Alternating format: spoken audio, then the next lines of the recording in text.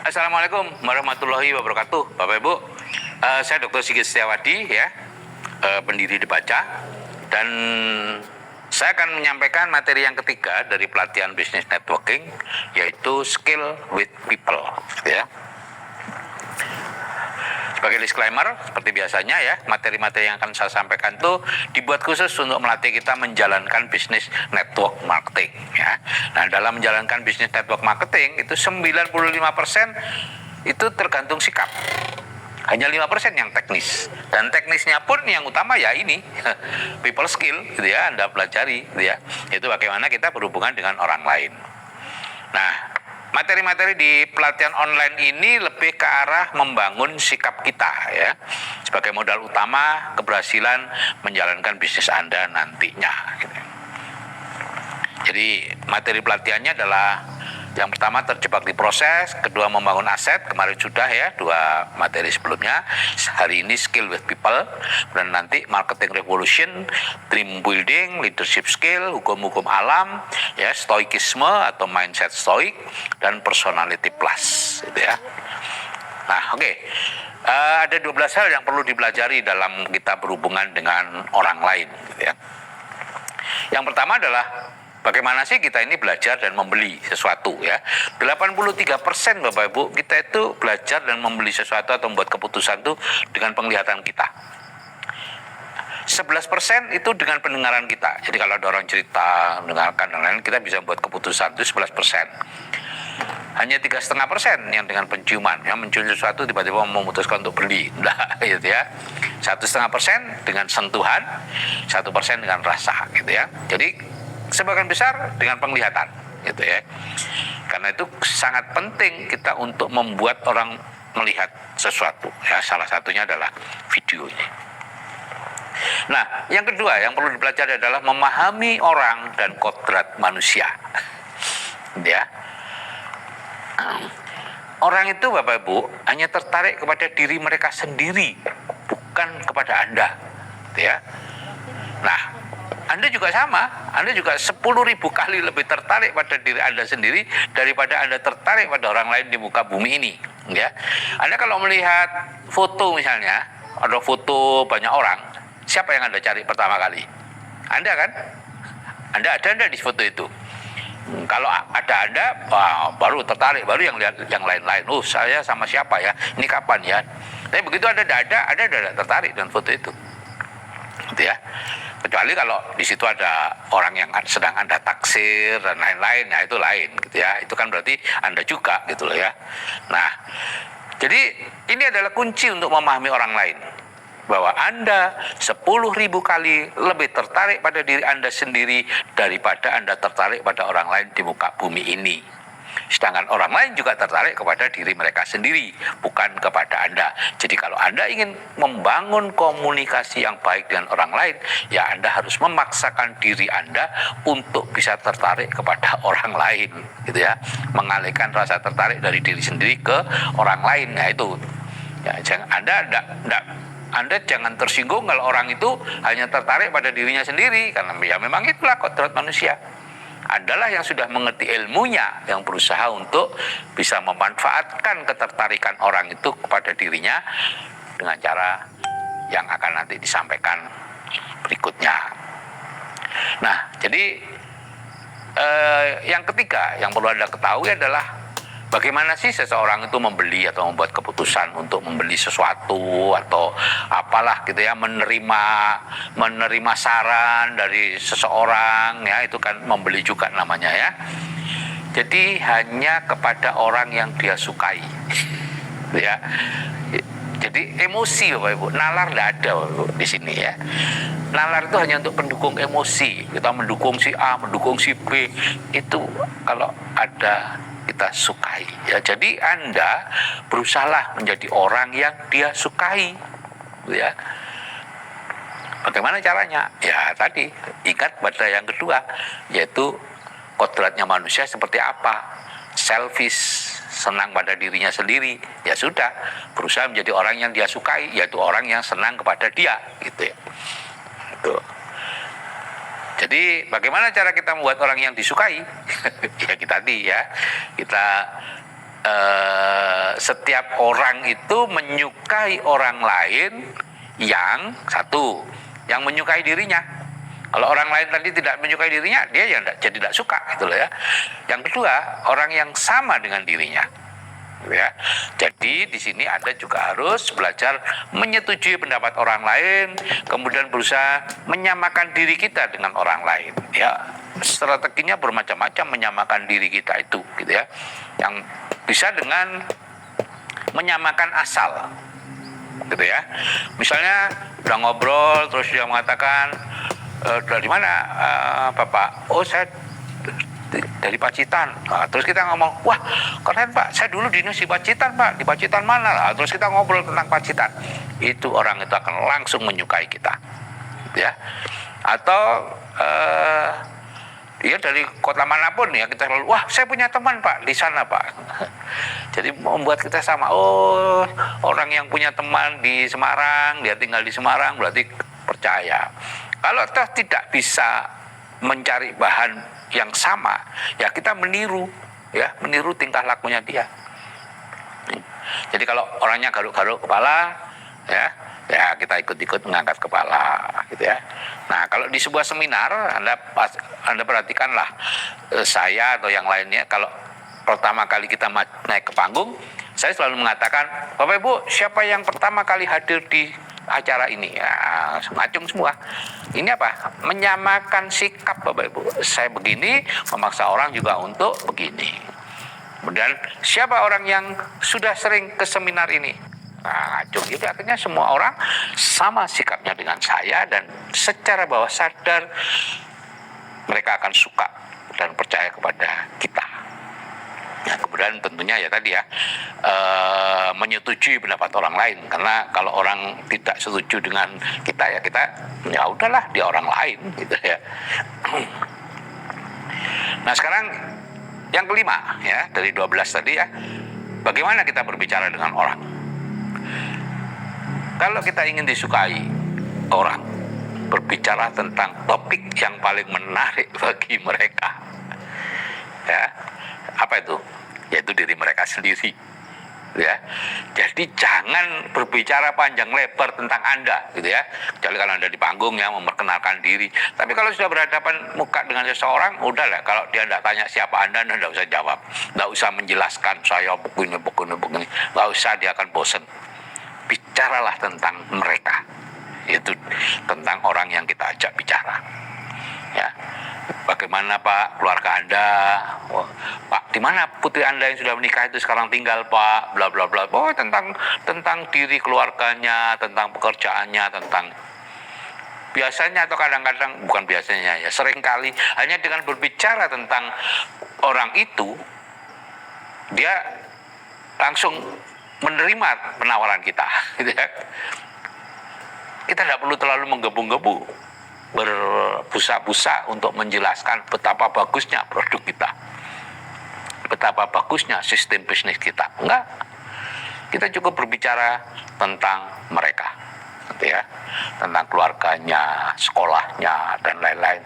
Kalau berbicara di rumahnya dia ada foto-foto, ya udah tunjukin aja foto satu persatu, tanyakan, itu orangnya akan senang banget, dan apapun yang kita tawarkan biasanya akan diterima, gitu ya. Nah, yang keenam adalah kita harus bisa membuat orang itu merasa penting, ya. Karena kalau orang itu merasa kita sepelekan, ya dia akan tidak tertarik dengan kita. Tapi kalau kita hormati, kita buat penting, terasa penting, dia akan menganggap kita juga orang penting. Nah, jadi kita perlu mendengarkan mereka. Jangan terlalu banyak berbicara, jangan terlalu memotong. Dengarkan aja. Sampai kapan? Sampai mereka puas. Sebelum mereka puas berhenti, Anda jangan bicara, gitu ya. Puji, hargai mereka. Wah, bagus sekali. Wow, gitu. Kadang-kadang bertanya untuk mendapatkan jawaban supaya dia bisa berbicara terus, gitu ya. Dan setiap kali kita sebut nama-nama mereka. Pak Yanto gimana itu? Oh, Pak Yanto sudah pernah kesini. Nama adalah kata paling merdu di telinga semua orang, namanya dia, gitu ya. Nah, terutama nih untuk orang-orang sanguin nih, hati-hati ya. Sanguin itu seperti saya, lupa nama orang. Ya, jadi ketika ngobrol kita tidak berani nyebut nama karena kita lupa namanya gitu ya. Nah, itu yang kelemahan sanguin. Tapi nanti ada dalam terakhir apa yang harus dilakukan ya dalam sesi yang ke-9 kalau tidak salah, materi 9 itu personality plus. Kemudian kalau mereka bertanya sesuatu ya, berhenti sejenak sebelum Anda menjawab. Supaya apa? Ada kesan bahwa Anda memang betul-betul serius menelaah pertanyaan mereka. Ya, meskipun mungkin pertanyaan itu sudah ditanyakan ke 12 kalinya oleh banyak orang gitu ya, Anda sudah hafal betul. Pertanyaan seperti ini langsung jawab, jangan. Berhenti sejenak. Ya, barulah Anda menjawab gitu ya. Nah, jadi people skill ini Bapak Ibu itu sebagian besar memang digunakan kalau kita berhadapan dengan orang ya. Kalau lewat WA ya kita sesuaikan nanti gitu ya. Dan sering-sering gunakan kata Anda, milik Anda ya. Kalau bisa tidak ada kalimat saya di situ. Ya, wah saya lupa, saya ini Pak, saya ini, wah sudah jadi bosen orangnya. Tapi Anda, ini milik Anda Pak, ini dan seterusnya. Pokoknya fokus kepada dia, supaya dia merasa dianggap penting. Nah, yang ketujuh, nah ini yang paling sulit. Yang ketujuh ini, kalau Anda bisa belajar ini, Anda kayaknya sih sudah menguasai itu people skill, yaitu menyetujui pendapat orang. Gitu ya. Jadi setiap orang itu merasa bahwa apa yang dikatakannya itu benar. Ya, sekali lagi itu persepsi kan. Benar salah di dunia itu tidak ada, netral ya. Benar salah itu hanya persepsi ya. Itu nanti ada di materi ke-8 untuk stoik ya. Stoikisme. Nah, kalau ada orang yang tidak setuju dengan pendapatnya, maka dia akan menganggapnya sebagai orang lain yang juga tidak perlu didengar pendapatnya ya. Jadi seperti itu Bapak Ibu. Kalau kita harus belajar menyetujui ya. Jadi kita perlu belajar menyetujui, terutama kalau pendapatnya salah. Ya, itu sulitnya karena kita kadang-kadang masuk tempat katakan apa ya? Kalau itu benar katakan ya apa ya? Istilahnya tentang kebenaran tuh. Ya. Kita harus menyetujui. Ya, meskipun atau terutama kalau pendapatnya salah, setujui aja. Ya. Setujui dulu, toh dia tidak akan misalnya wah bumi itu datar loh. Ya sudah setuju aja. Gitu loh ya. Kita tidak perlu berdebat dengan sesuatu yang nggak terlalu penting gitu ya. Jadi setuju dulu, terutama kalau pendapatnya salah. Oh iya Pak, bagus sekali, oh iya begitu ya gitu. Walaupun dalam hati ya salah, ngotot gitu ya. Tapi ya udah, inilah kita kan ingin kita ingin disukai mereka supaya kita bisa memasukkan ide-ide kita kepada mereka. Nah, kalau ide-idenya dia aja kita nggak setuju, ya sudah tentu dia akan menutup pintu untuk ide-ide kita, gitu ya.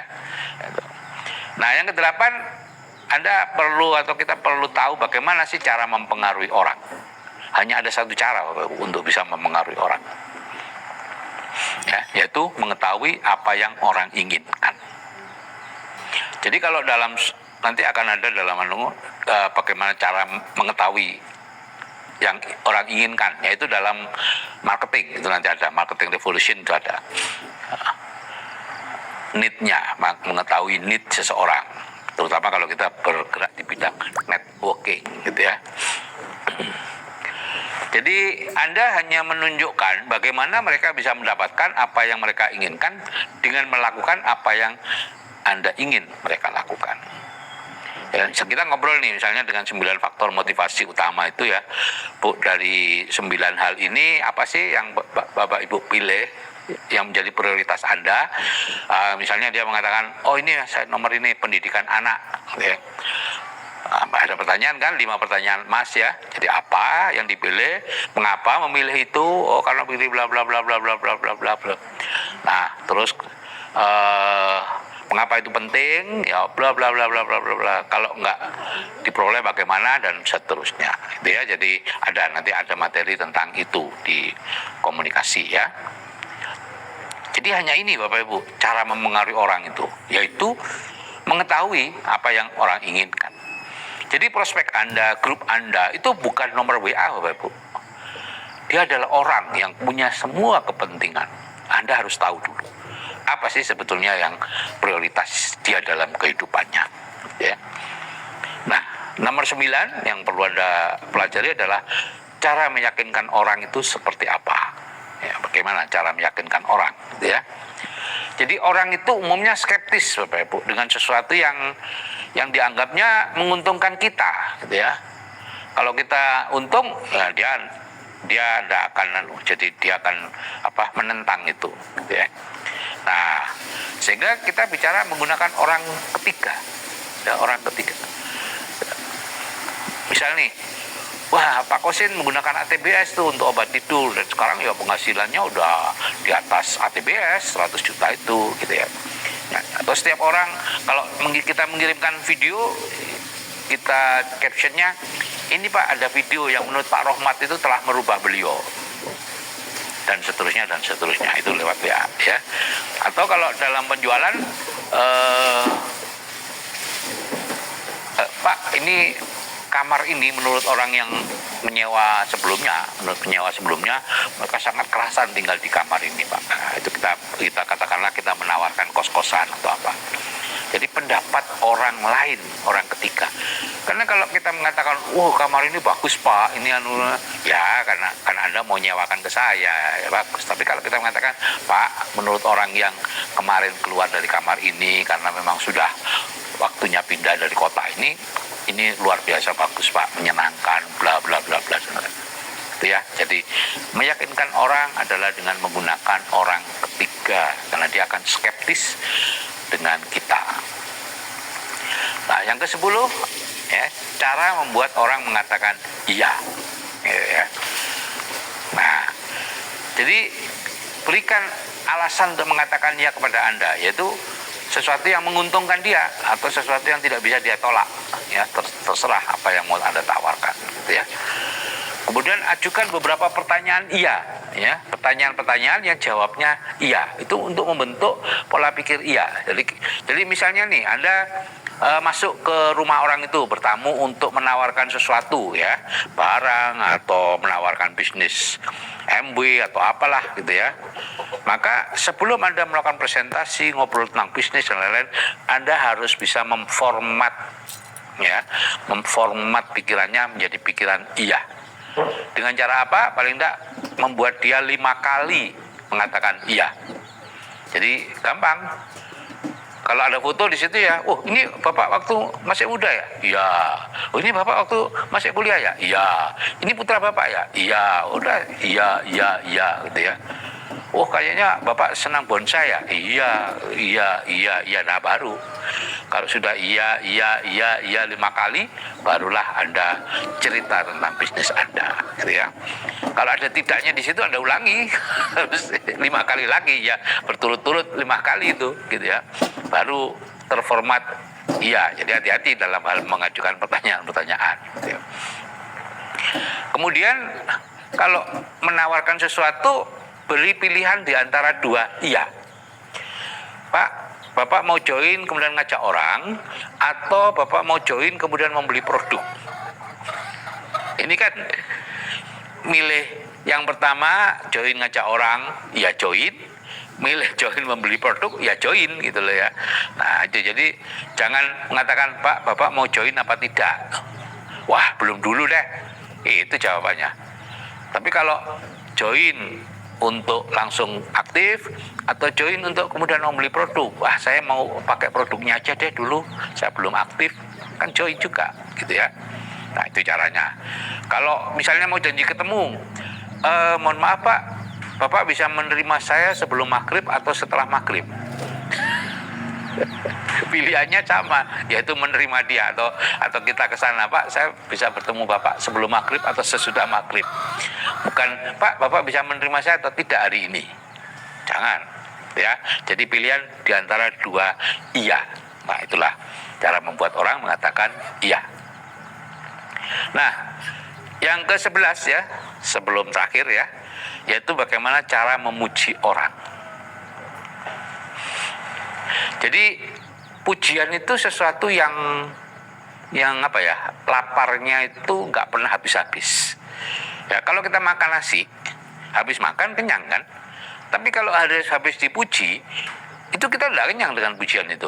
Nanti dipuji lagi, senang lagi, dipuji lagi, senang lagi, dipuji lagi, senang lagi, masih terus. Itu rasa lapar yang tidak pernah habis. Kalau habis minum, disuruh minum lagi, sudah nggak mau, gitu ya. Sudah kelempokan, gitu ya. Tapi kalau pujian enggak. Jadi pujian merupakan makanan jiwa yang baik untuk semua orang. Anda akan disenangi orang jika suka memuji, gitu ya. Nah, cuman syaratnya pujian harus tulus, dan yang dipuji perbuatannya, bukan orangnya. Nah, coba ini Anda praktekkan deh. Jadilah manajer 1 menit untuk anak-anak atau cucu Anda. Amati hal baik yang dia lakukan, kemudian langsung dipuji. Ya, kalau bisa sehari 3 kali itu memuji. Istri, anak, suami, ya. Jadikan itu dipuji terus 3 hari. Nah, pujiannya harus tulus ya. Kalau memang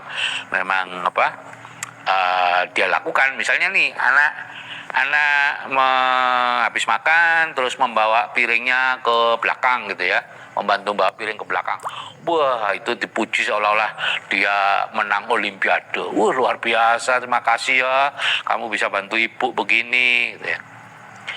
Kalau dulu Bapak Ibu, pendidikan yang kita alami adalah kalau salah diingatkan, ya, kalau benar didiamkan.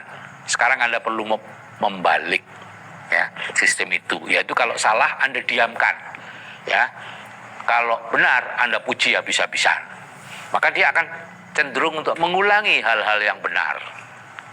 Tapi kebalikannya, kalau salah dimarahi, kalau benar melakukan hal benar dibiarkan saja, dia akan cenderung untuk mengulangi hal-hal yang salah tadi, ya. Itu bawah sadarnya seperti itu, ya. Jadi biasakan untuk memuji orang, cuman pujiannya harus tulus, dan yang dipuji perbuatannya, bukan orangnya. Nah, yang terakhir adalah bagaimana cara mengkritik orang. Sebaiknya tidak perlu mengkritik Bapak Ibu, karena tidak ada kritik membangun. Yang ada semua kritik itu sebetulnya menghancurkan, gitu ya. Tetapi kalau kita misalnya ingin mengkritik seseorang karena terpaksa, kita perlu memberi umpan balik. Buatlah sandwich 3 lapis. Dan yang penting tidak dilakukan di muka umum. Jadi kalau Anda ingin mengkritik seseorang, Anda panggil, kemudian Anda melakukan sandwich, ya, seperti roti lapis gitu ya. Misalnya kita mau mengingatkan karyawan kita karena dia pemarah gitu ya, gampang marah dan lain-lain. Ya, kita pertama-tama kita, wah, ibu ini sangat rajin loh, catatannya rapi sekali, tulisannya juga sangat bagus, saya senang loh Bu melihat ibu ini. Nah, itu 3 pujian dulu. Kemudian lapisan yang kedua baru feedbacknya, ya. Nah, cuman yang perlu ditingkatkan itu hanya supaya lebih sabar Bu menghadapi orang, gitu ya. Itu feedbacknya kan, ya, itu yang perlu kritikan kita itu kan. Nah, setelah itu lapis yang ketiga ya pujian lagi, ya, selebihnya ibu sangat keren, gitu ya. Itu. Jadi cara ngeritik orang seperti itu. Pujian, kritikan, pujian. Bahkan kalau bisa yang pertama itu pujian terus, itu tiga pujian lah paling enggak. Lalu kemudian kritik, kemudian baru pujian lagi. Nah, itu. Dan jangan mengkritik orang pada saat kita marah. Sama seperti pada anak-anak tadi ya. Ketika ada anak melakukan kesalahan, kita kan marah itu. Misalnya dia melempar kacanya tetangga gitu ya, atau mengambil mangganya tetangga, saat itu juga kita marah kan. Saat marah itulah jangan pernah mengatakan apa-apa, baru nanti setelah nggak marah baru ngomong, gitu ya. Itu caranya. Nah, ini ada beberapa gagasan yang penting ya tentang people skill. Yang pertama adalah ilmunya sendiri itu tidak terlalu bernilai Bapak Ibu, tapi penggunaan ilmu itu yang membuatnya bernilai. Jadi kalau Anda hanya ngapalin aja terus tidak digunakan, ya percuma. Jadi hidup ini tidak membayar apa yang Anda pikirkan, tapi membayar apa yang Anda lakukan. Itulah kehidupan. Bapak Ibu ya. Anda berpikir seperti apa, seperti filosof, tetap aja nggak akan dibayar oleh alam, ya. Oke Bapak Ibu, selamat berlatih ya. Ini adalah sesuatu yang perlu dilatih gitu ya. Supaya Anda memiliki people skill yang baik. Dengan memiliki people skill yang baik, kepemimpinan Anda akan menjadi baik dan Anda akan memiliki masa yang banyak, entah bidang apa. Oke, saya kira itu yang bisa saya sampaikan. Terima kasih. Salam sukses dari saya, Sigit Setiawadi.